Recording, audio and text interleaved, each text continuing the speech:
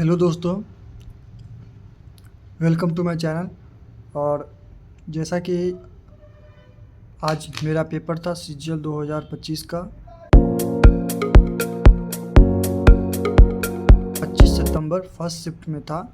इसका टाइमिंग 9 बजे से लेकर 10 बजे तक था और एंट्री तो 7:30 से एंट्री था। ठीक है, एंट्री स्टार्ट था 7:30 से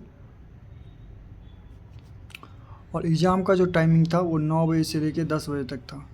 ठीक है, फर्स्ट शिफ्ट में। तो मैं बता रहा हूँ मेरा पेपर कैसा गया और क्या क्या चीज़ें थी। तो मैथ्स, सबसे पहले मैं मैथ्स की बात करता हूँ। ठीक है, तो मैथ्स का जो पोर्शन था, मैथ्स इजी था।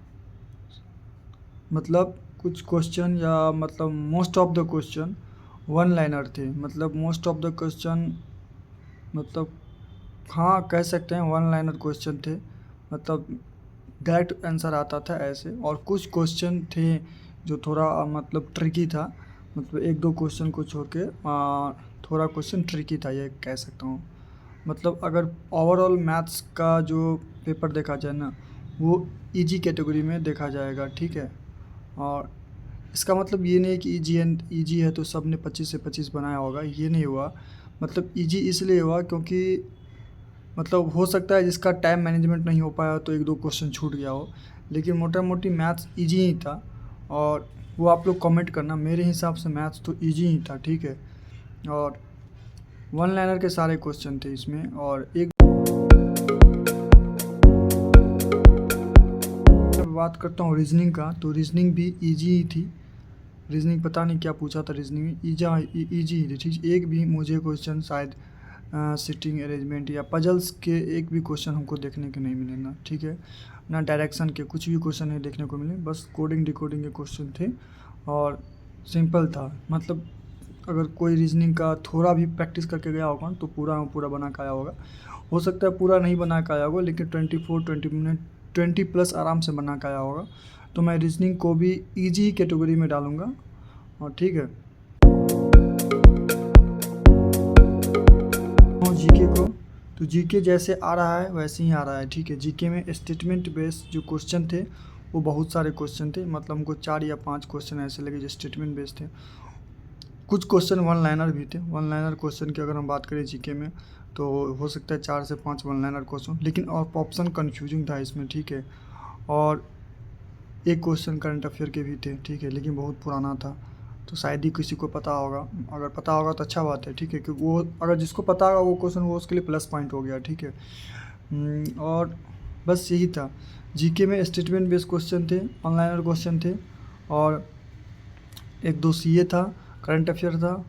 और मतलब डुएबल कितना क्वेश्चन थे, तो 7 से 8 क्वेश्चन जीके में हमको लगता है डुएबल था। बाकी तो ऐसे ही क्वेश्चन था। मैं अपना बता रहा हूँ ओपिनियन, 7 to 8 क्वेश्चन इसमें डुएबल था। ठीक है, इससे ज़्यादा नहीं था डुएबल। अगर आप तुक्का में अगर आपका सही हो जाता है तो उसको नोट वो डुएबल की कैटेगरी में नहीं आता है। ठीक है, आपने सही कर दिया तुक्का में तो वो अलग बात है, लेकिन मोटा मोटी 7 से 8 क्वेश्चन ही डुएबल थे। ठीक है, मैक्सिमम 10 हो सकता है, मैक्सिमम 10 लेकर चलो, मैक्स टू मैक्स 10 लेकर चलो।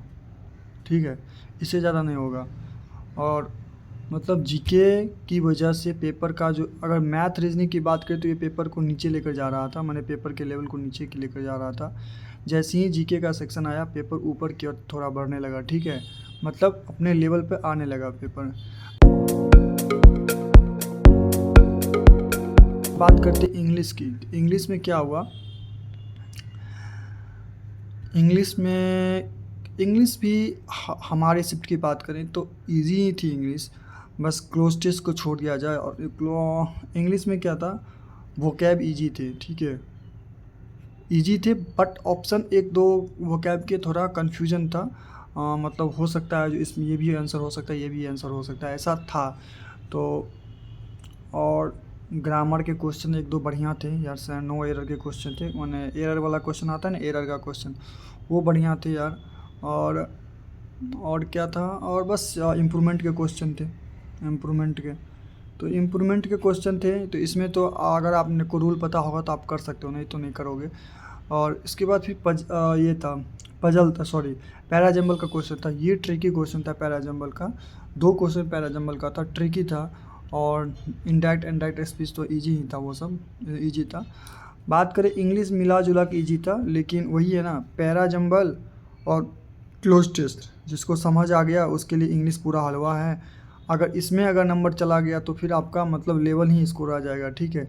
तो इंग्लिश का भी पेपर हम इजी कैटेगरी में नहीं डाल के थोड़ा मॉडरेट में डाल सकता हूँ मैं, ठीक है। इंग्लिश का मैं मॉडरेट में डाल सकता हूँ, इंग्लिश का मैं मॉडरेट में डाल सकता हूँ, ठीक है। मॉडरेट था पेपर भाई इंग्लिश का, ठीक है। मतलब ऑप्शन कन्फ्यूजन के चलते ये मॉडरेट बन गया।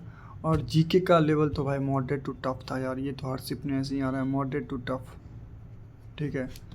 और मॉडरेट था, ठीक है। तो मैं अपना एनालिसिस बताया, मुझे ऐसा ऐसा क्वेश्चन लगा, और मैं अपना अटेम्प्ट बताता हूँ।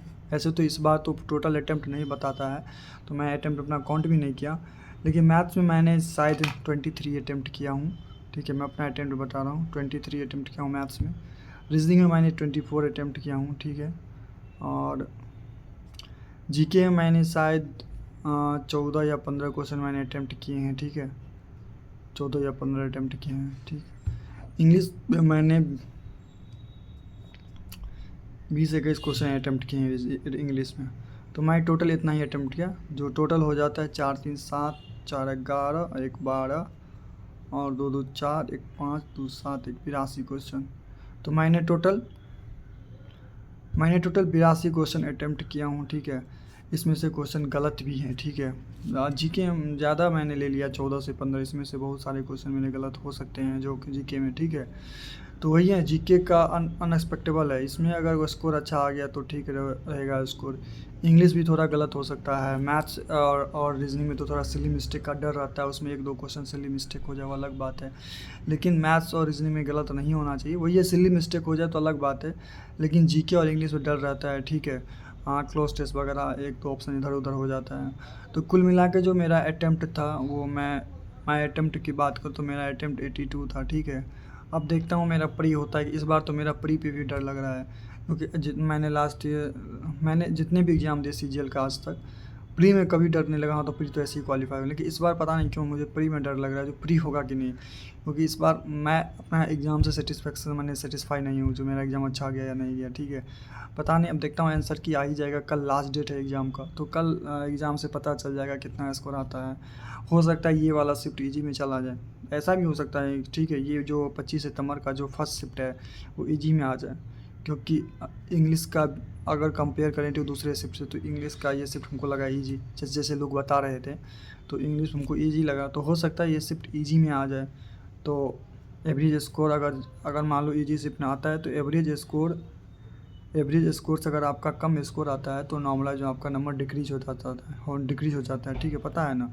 तो बस अगर इजी शिफ्ट आता है तो बहुत दिक्कत हो जाएगा, ठीक है। अगर मॉडरेट रहता है शिफ्ट मेरा तब तो ठीक है, ना बढ़ेगा ना घटेगा, लेकिन अगर इजी शिफ्ट आता है तो एवरेज नंबर से अगर कम नंबर आता है ना, तो क्या होता है, नंबर घट जाता है, ठीक है।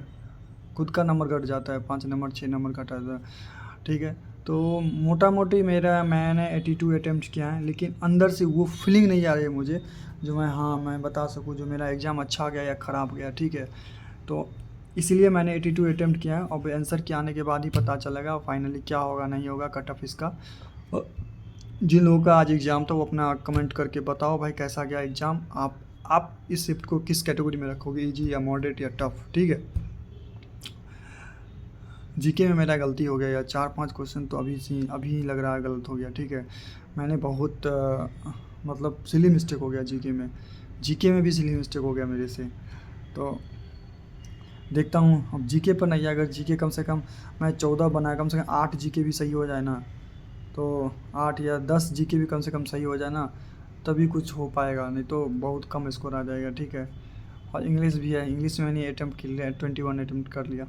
तो मैं अपना अटैम्प्ट बता रहा हूँ, 82 अटैम्प्ट किया हूँ। अब आंसर क्या आएगा तो मैं अपना स्कोर दिखाऊंगा, मेरा स्कोर कैसा रहा, ठीक है। आप लोग बताओ आप लोग का एग्ज़ाम कैसा रहा। आने वाले शिफ्ट में जिसका एग्ज़ाम है, यानी कल 26 तारीख जिसका लास्ट डेट है, वो कुछ नहीं करना भाई, अब बस फार्मूला मैथ्स का देख लेना, सारे फार्मूला, ज्योमेट्री एडवांस मैथ का खास करके फार्मूला देख लेना, और कुछ नहीं करना। जीके कुछ करने से फ़ायदा है नहीं, ठीक है, कुछ नहीं करना जीके में। इंग्लिश में भी कुछ करने से फ़ायदा नहीं है, बस तुम मैथ्स का फार्मूला देख लो आज भर और सो जाओ और कल आराम से एग्ज़ाम दे के आ जाओ, ठीक है। और बाकी तुम कुछ भी करोगे ना कोई फ़ायदा नहीं होगा, क्योंकि क्या क्वेश्चन आ रहा है तुमको समझ ही नहीं है ना, कोई पैटर्न सेम नहीं है। जहाँ इस पैटर्न से जीके में क्वेश्चन पूछ रहा है, ये चैप्टर से पूछ, ऐसा कुछ नहीं है। तो मैं यही कहूँगा मैथ्स का फार्मूला देख लो बस, अर्थमेटिक या ज्योमेट्री का फार्मूला कम से कम देख लो पूरा, एडवांस मैथ का। उसके बाद चिल करो, सो जाओ, कल एग्ज़ाम अच्छे से दे जाओ। बाकी कुछ भी करो कोई फ़ायदा नहीं होने वाला है, ठीक है। इंग्लिश वगैरह का मॉक टेस्ट लगा भी कोई फ़ायदा नहीं होगा, एक दिन में तुम कितना फ़ायदा कर लोगे। जीके का कोई फ़ायदा होने वाला नहीं है, ठीक है। जो पढ़े हो बस अब तो रिवीजन भी मत करो, ठीक है। जो हो गया सो हो गया, बहुत सारे तुमने पढ़े, बहुत सारे रिवीजन किया, अब बस एग्ज़ाम में जाओ, देखो क्या होता है, कैसा क्वेश्चन आता है। और हम तो यही बताऊँगा ज़्यादा नेगेटिव मत लेना भाई, ठीक है। मतलब होता है ना हाथ खोल के लोग बैटिंग करते हैं, ऐसा मत करना भाई, ठीक है। जीके में खास करके नहीं करना, क्योंकि घर आने पर बहुत पछतावा होता है, क्योंकि एक एक नंबर हमारे लिए वैल्यू है, एक एक नंबर वैल्यू है हमारे लिए, ठीक है। किसी का पॉइंट से सिलेक्शन नहीं होता है, पिछली बार बहुत सारे ऐसे कैंडिडेट थे जिनका प्री पॉइंट से नहीं निकला था, तो ये चीज़ें घर में आके पता चलती है, ठीक है। तो मैं यही बताता हूँ जीके में ज़्यादा नेगेटिव मत लेना, अटैम्प्ट के चक्कर में ये नहीं रहना जो मेरा 90 अटैम्प्ट होना चाहिए, तो मैं जीके में पूरा 15, 16, 17, 18 क्वेश्चन अटैम्प्ट कर लेता हूँ। अगर हो सके तो 2-3 क्वेश्चन, 4 क्वेश्चन अटैम्प्ट कर सकते हो तुम जीके में, मतलब रिस्क ले सकते हो। बाकी रिस्क मत लेना ज़्यादा, ठीक है। रिस्क लेना अच्छी बात है, लेकिन ज़्यादा रिस्क लेना अच्छी बात नहीं है, ठीक है। तो मैं यही कहूँगा थोड़ा जीके में हाथ खोल के बैटिंग नहीं करना है, दिमाग लगा के बैटिंग करना है हाथ जीके में। बाकी तुम अपना देख सकते हो, ठीक है। मैं अपना एक्सपीरियंस बता रहा हूँ, ठीक है। पहली बात तो अटैम्प्ट के चक्कर में मत रहना जो मेरा 95 अटैम्प्ट होना ही चाहिए या 99 होना ही चाहिए, 90+ अटैम्प्ट होना ही चाहिए। ऐसा अगर सोच के जाओगे ना तो पेपर बिल्कुल ख़राब चला जाएगा, ठीक है। जैसा पेपर आता है वैसा बिहेव करो, ठीक है। अगर पेपर अच्छा आता है तो उसको रिस्पेक्ट दो। पेपर अगर लेवल लो रहता है तो आप उसको अच्छे से मैंने आंसर करो, ठीक है। लेकिन पेपर के अनुसार अपना रिस्पेक्ट करो, ठीक है। तो मैं ये बताता हूँ ज़्यादा नेगेटिव मत लेना, ठीक है। वो दिक्कत करेगा बाद में, क्योंकि कल लास्ट डेट एग्ज़ाम है, तो हो सकता है 4-5 दिन के बाद मेरा आंसर की भी आ जाए आप लोगों का, हम लोगों का, तो उसमें पता ही चल जाएगा कितना स्कोर आया कितना नहीं आया, ठीक है। तो मेरा तो एग्ज़ाम हो गया भाई ख़त्म, CGL 2025 का एग्ज़ाम था, बहुत दिन से इंतज़ार था, एग्ज़ाम फाइनली हो गया। और मैं लास्ट के 15 दिन से कुछ पढ़ भी नहीं रहा हूँ, ठीक है। तो मैंने बस ऐसे ही एग्ज़ाम दिया, और अब मैं मेंस के लिए सोच रहा हूँ, इसमें किसी तरह हो जाए प्री में, मेंस के लिए मैं अच्छे से प्रिपेयर करूँगा, ठीक है। इस बार तो सीट भी अच्छी है, तो अब थोड़ा दिमाग फ्री हुआ है, ठीक है। बस इतना ही, मिलता हूँ नेक्स्ट वीडियो में भाई। जो लोग चैनल पर नहीं हो प्लीज़ चैनल को सब्सक्राइब कर लो, ठीक है, और शेयर कर दो भाई वीडियो को, ठीक है। Okay bye.